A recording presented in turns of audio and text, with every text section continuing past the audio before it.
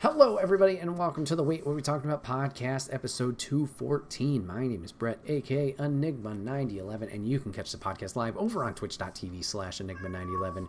You drop a follow over there, you get notified when we go live, and when Moose will yell at you, so you join on the fun and conversation with us over there. If you can't catch it live, that's A-OK. Go over to YouTube and podcast services the very next week, where it's broken out topic by topic and put as one big video in MP3 for your amusement on the following Friday. Last but not least, wherever you're watching or listening to this, if you drop a follow, drop a sub, it may seem small, but it does help the channel grow. So if you take the time to do that, we would love and appreciate you for it. Today, two topics. We're talking video games. Yeah.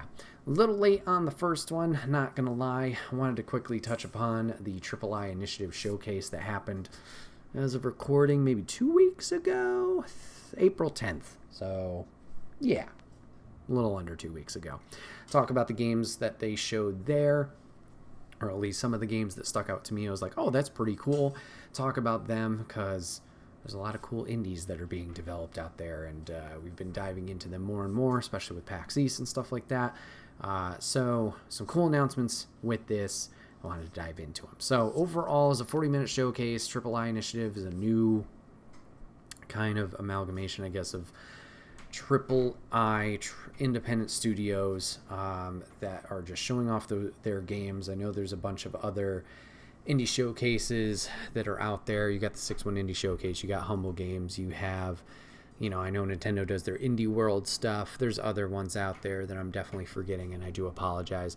But to have even more, I guess, not names out there, but more production and attention put towards indies is great, especially because there are so many games out there, and a lot of them can fly under the radar just with the amount of games in general, from AAA, AA, single A to indie titles out there. You want to try and elevate as much as you can, especially projects that, even though developed by a small team, have a lot behind it in terms of story, graphics, gameplay, stuff like that. So cool to see more eyes upon it, or more attempts to get eyes on it. So just another showcase is great overall. So once again, 40-minute showcase, 35 games were featured in all, and just want to talk about a few that caught my attention. So first one, they opened up with the big one, was Slay the Spire 2. Now, I have not played Slay the Spire 1 at all. I just know this is a game a lot of people talk about and have high praise for. I believe it's a card combat game. I probably should look this up. Kind of similar to, I guess, mechanics of Inception and more recently Balatro. Slay the Spire is a roguelike deck-building game developed by Megacrit Studio, published by Humble Bundle, words. In Slay the Spire, the player, through one of 4 characters, attempts to ascend the spire of multiple floors, created through a procedural generation, battling through enemies and bosses. Combat takes place through a collectible card game-based system, with the player gaining new cards as rewards from combat and other means, requiring the player to use strategies of deck-building games to construct an effective deck and to complete the climb. So yeah, I haven't played, like I said, the first one at all, but I've heard a lot of people talking about it. I'm really enjoying it, and from my experiences with, once again, Inscription and Balatro, this just is similar in gameplay, and it sounds intriguing. I'm curious to look more into the footage of the first one. I'm sure it's also decently probably on sale at this point, with the new one being released and then it being out for a while. So this one caught my attention. It was just like, oh, that's cool. I didn't even know they were working on a second one. Seems like it's going to arrive, in early access in 2025. So if that's something that floats your boat, make sure you guys go wishlist that, so you can get all the updates there. Another one that caught my attention, as I scroll down, is Vampire Survivors. I know, I'm really late to this party. But Lady has been playing the crap out of this lately, and she's been very kind enough to let me take the reins here and there and play it on the Switch. And surprisingly, it's a lot of fun. Is it very simple in terms of what you're doing, of just like the mobs of enemies coming at you and destroying them, yes, but there are different objectives, and with the amount of characters that they do have, I found it's been fun to jump into. Now you're probably like, well, Bret, why are you excited that they announced Vampire Survivors? Because they announced it's coming to PlayStation. So apparently at some point this summer it's going to be coming to PlayStation consoles, which awesome. They also did announce new DLC coming for the other versions of the game, with Operations Guns DLC, bringing characters and weapons from the game series of Contra to Vampire Survivors, and that's right around the corner on May 9th. So cool to see that. Excited to dive more head on into it once it comes to PlayStation and figure out like all the different objectives and how to get through with the characters and stuff like that. It seems like we've talked about it before with like those games, the comfort games where you can kind of turn your brain off of and just kind of sit there, relax with it, not overthink things. I think I alluded to Borderlands earlier just because I've already played through the story. It's just like brain off, poo, shoot, stuff like that. I know there's other games that fit that niche, like a Marvel Snap, like a Stardew Valley. But this one seems like another one that will check that box. I'm interested in playing in more of the characters. I've kind of typically only stuck around with one. Shout out to Pugmala. I really liked her base attack and stuff like that, but intrigued to see what the trophies are like, what objectives are further down in that game, or what they have for you to accomplish with defeating the different Reapers.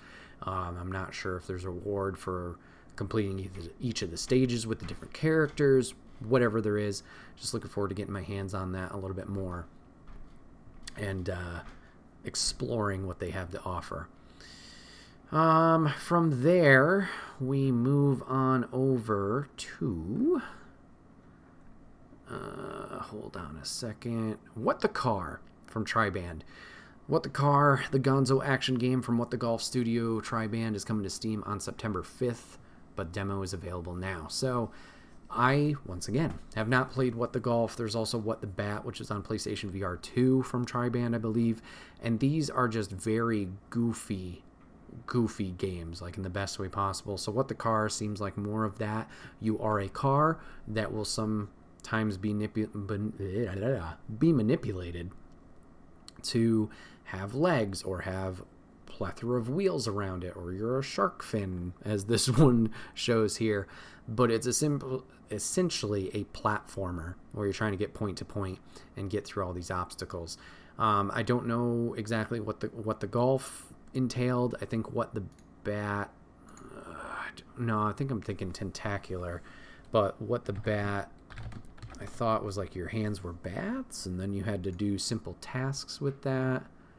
Yes. Yeah. So What the Bat, you're just a character in VR. You have bats for hands and you need to solve puzzles akin to Octodad, with the crazy physics and stuff like that. So it just seems like insane in the best way possible and goofiness. So looking forward to maybe trying that out and just having a lot of laughs over it. There's another roguelike here. Just really like the art style. Don't know much about the game itself. From Past Tech Games, Raven's Watch Fall of Avalon. It's a co-op roguelike. Raven Watch is getting early access called Fall of Avalon April 22nd. So if you're watching this on YouTube, it's already happened. If you're watching this live, it's tomorrow. So you can check that out. Let me see if I can find a better description for you. But the art style looked really cool. Raven's Watch. Well, that's just the website. That didn't help. The nightmares are spreading within Reverie, corrupting everything in their path. You must hone your skills and find the strength to defeat the creatures of the nightmare using unique hero abilities inspired by characters from folk tales and legends. To defeat the nightmare and reach the final chapter, you need to build a strong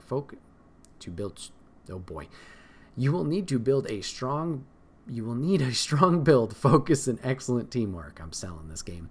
Increase your fighting power in battles and then face the level boss when you feel ready or when you no longer have a choice. So yeah, the art style looks really cool here. I've talked about it before, but roguelikes I'm getting more interested in, whether it's the roguelike or roguelite. This looks similar to Hades in terms of upgrade abilities and how things will play out. It's got a cool art style, and then just having the co-op aspect to it as well could be a lot of fun with friends to get in on the chaos with. So you check that out as the demo comes out soon, or rather early access. Cat Quest 3! Looking forward to that. They seem like silly games, Cat Quest, but they are a lot of fun. Very simple. Another one I would kind of throw into that comfort category of you don't have to think a super lot about it. Top down, hack and slash, defeat cats, dogs, whatever enemy you are dealing with, and try and save the day. They announced this a while ago. I want to say maybe it was Summer Games Fest.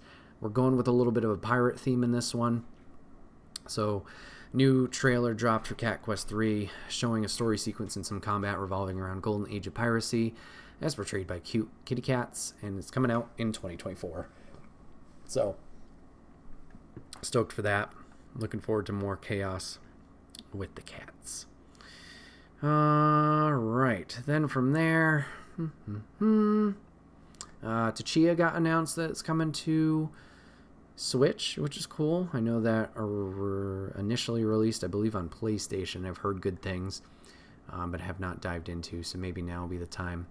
Next one was brand new for me, which was another one I've heard of, but not much, just like in terms of name. Streets of Rogue 2. Described as an immersive open-world randomly generated sandbox game, debuted during the showcase. You can wishlist it on Steam now. If you're interested at all in this game, the first one is on a big sale on PlayStation side of things, which has me tempted to grab it. But it looked essentially like a heist game. And like they said, very sandboxy. With everything being generated or procedurally generated, you have these different characters, and you can go in there and just cause chaos and do what you want to do to in order to like achieve your objectives. You want to go and run and gun, you can do that. You want to take a car and just blast through a wall, you can do that as well. Seems like fun chaos, or fun chaotic energy as well. Streets of Rogue 2 is a crazy immersive RPG sandbox set in a vast randomly generated open world where freedom and fun are dialed up to 11. Fight, sneak, hack, farm, build, steal, or talk your way to power as you try and topple a corrupt president in countless possible ways, solo or with friends. So nice. Yeah. Another top-down adventure with this one. I've been intrigued to try the first one out, see if that clicks, and then dive into this. But I can definitely see how this would get a crazy audience behind it. And yeah, they kind of just show a bunch of different game modes as I listed there. Like you could just farm sim if you want to, leading up to your, I guess, takedown of this corporate entity. So yeah, interested. But that's from Tiny Build. So like I said, you can wishlist that now. No dates or any early access or anything like that. Apparently, Pal World is getting like a Pokemon Stadium thing. Pal World Arena. Not personally up my boat, but is what it is. And then the last one I'm going to talk about probably is the highest on my list. So I saw this online, probably Twitter, not too long ago. And it was one of those ones that kind of came out of nowhere. And I was like, wow, this art style is insane. Looks like an old-timey cartoon, but to have it be a full-fledged game is insane. And it's Mouse. All capitals, Mouse, from Fumi Games and Playside Publishing. Now that Mickey Mouse is in public domain, this is what GameSpot has put about it.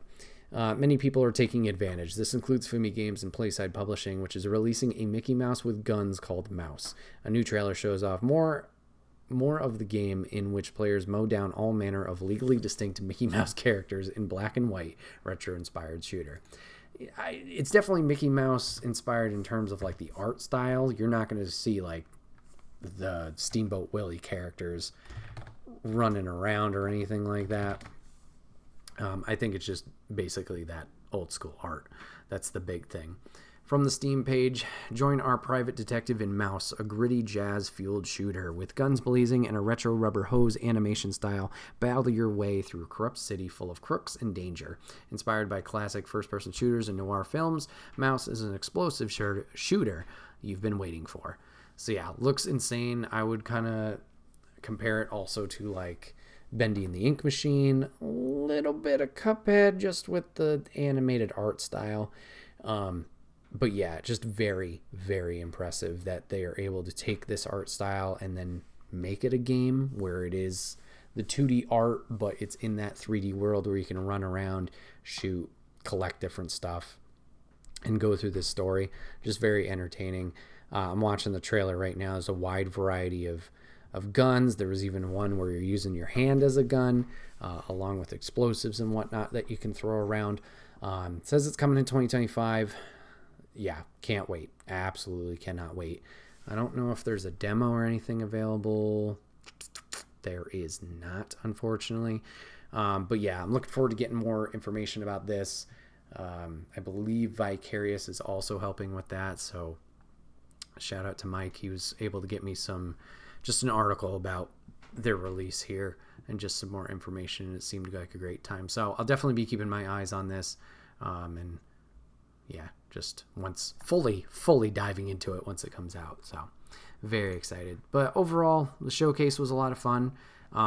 Being their first one, they kind of were all in your face of like, this is the AAA Initiative Showcase, blah, blah, blah. You're watching this. And then it's like, all right, I understand I'm watching this, but I get it. They're just trying to put it out there so you don't forget, especially with being a new thing. Like, we're not going around. We're going to keep doing these showcases and stuff. It was overall good production, but that was the only weird thing I noticed. But back to back with the game announcements, very, very quick and satisfying. Lots of different stuff in there. Like I said, I only mentioned a few here that caught my attention, but wide variety of games in there. I think it's 35 in total.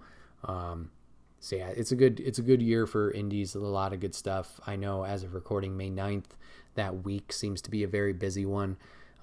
With Cryptmaster, which we've played, they have a new demo out. That's going to be out, I believe. Animal Well drops on the 7th. Little Kitty Big City, I believe, also comes out on May 9th. So a lot of good stuff with more to follow it, whether it's this year or next year. So make sure you go to Steam. Make sure you go to your console of choice. Check if it's on there. If it is, make sure you wishlist it. Definitely helps those guys out if they don't have a publisher. Just get a little bit more eyes on them, and then maybe they can strike that deal and help those guys out with putting it out there. So just want to talk about that. And yeah, if you guys got any cool indies that you saw from the III or just in general, let me know in the comments section below, and it'll be lovely to talk about it. Let's move over to topic 2. Speaking of indies, let's talk a little game called Celeste. Yep, I finally played it. Did I play through all of it? No. But as of recording today, we did a kind of an affiliate anniversary stream and played a wide variety of games. I've been meaning to play this one. It was on the backlog, so I finally jumped into Celeste. Now, if you don't know what Celeste is, it is just a brutal, well, maybe not brutal. It's a platformer game. 2D pixel art style, jumping around with a lot of cool artwork and music throughout, with your characters and the story that they're telling. So I finally jumped into it, got through 3 chapters. I'm not sure how long it is in its entirety, but I had a really good time with it. I've heard a lot of good things since Celeste had come out, which, maybe I should look up and get you guys more details about this game as I'm talking about it. But I've heard a lot of good things, heard how it can be difficult at times, heard that it has a very strong narrative and kind of emotional storyline, which I got glimpses of as we were playing through. But yeah, I just want to talk about my experiences with it so far. So Celeste is a 2018 platform game developed and published by an indie studio. Maddie Makes Games. The player controls Madeline, a young woman with anxiety and depression who aims to climb Celeste Mountain. So overall gameplay, very, very smooth, runs great. It has those platforming aspects where, you don't feel super rushed. There's definitely times where I know I was rushing, and that's why I was dying a lot. But there's no lives. It's not Mario where you got the 3 lives, then you're going to have to restart the world.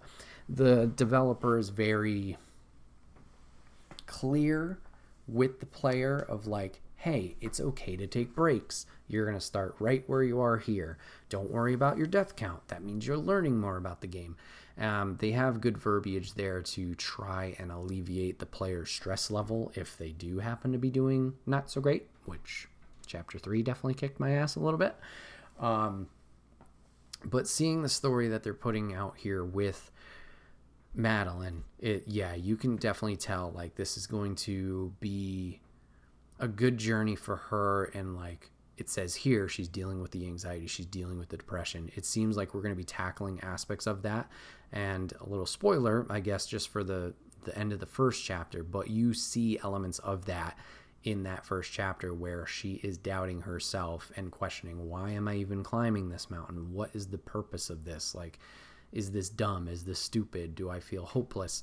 And she has to kind of fight those demons and rebel against those and let herself know that no, she can do this. And it might take a little bit of effort, but she can do this. She can have a positive attitude about it, and then also communicate that with other people that she encounters. Like, they have their own problems. We ran into a gentleman today, Mr. Oshiro, I believe his name was, who had a lot of imposter syndrome himself and like felt like a lot of doubt, and felt like a failure. And unfortunately, at least the point we got to right now, we haven't been able to fully help him get past that, but Madeline seems to kind of not take responsibility for it, but she wants to help him out and have him in a better situation than he's currently in.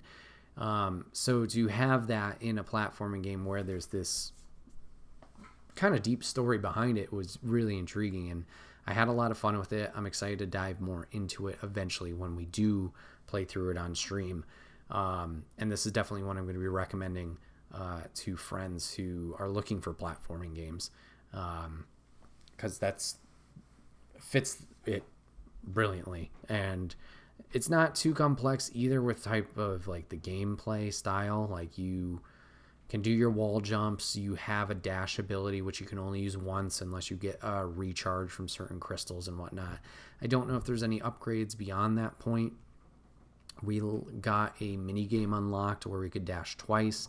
I don't know if eventually that will reflect over to the main game, or if there will be other abilities that Madeline can learn and do to progress higher up this mountain. But yeah, I'm interested. So I don't know. So it's Maddie Makes Games, and it's also Extremely OK Games that are the developers. I don't know if they have any other games. They made Towerfall, which was like a very fun multiplayer bow and arrow combat game. That was a lot of fun. I'm trying to think. Oh, they do have another game coming out this year, apparently. It's called Earthblade, which, let me see if I can get you a description of that. 2D explore action game in a seamless pixel art world. The next release from the Celeste team. You are Navoa, an enigmatic child of fate, returning at long last to Earth.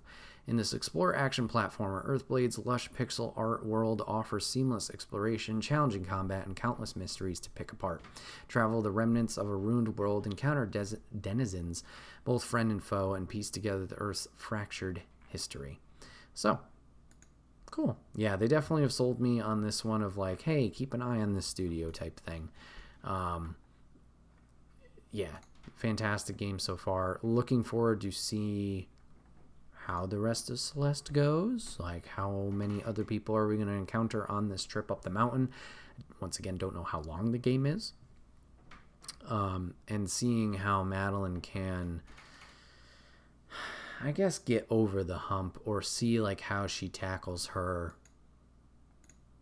mental health, and hopefully she can improve and find what she's looking for, stuff like that. So we'll have to see. So yeah, I guess just real quick episode here, but just a quick touch upon Celeste. I had a great time with it. Looking forward to diving into more, and I can definitely see why people latched onto this when it did release and speak so highly of it. Great art style, once again, great gameplay, great music, good old vibe overall with a good solid story. Hopefully I don't cry too much. We'll see though. We'll see once we get to that point. But yeah. Well, everybody, this has been another episode of the Wait, What Are We Talking About podcast. Short, sweet, to the point. Do you like the shorter episodes? Do you like the longer episodes? Do you like guests? Do you like no guests? Let me know in the comments section down below what you think of Celeste, what you think of the podcasts, stuff like that, how you want them structured. I know I've definitely been struggling lately of like, what's a good topic? What can I talk about? It's a little trickier once you're solo week after week, figuring out new stuff to talk about when you don't check out new games or new stories or new shows and stuff like that all that often. Not that it's bad, it's just finding those new things to talk about can be tough. So obviously, as always, if you guys have a suggestion of what a topic could be, whether you're in our Discord or socials, wherever you want, feel free to throw that down below. Or if there's even a topic you want us to revisit from, the 212 other ones that we've done, let us know, and we'll definitely consider it for the next one. And like I've talked about, I don't know if I've talked about it officially on the podcast. Maybe it's just been posts. But I do want to get guests back on here. I've been definitely doing a poor job of maintaining that, not, I guess, routine.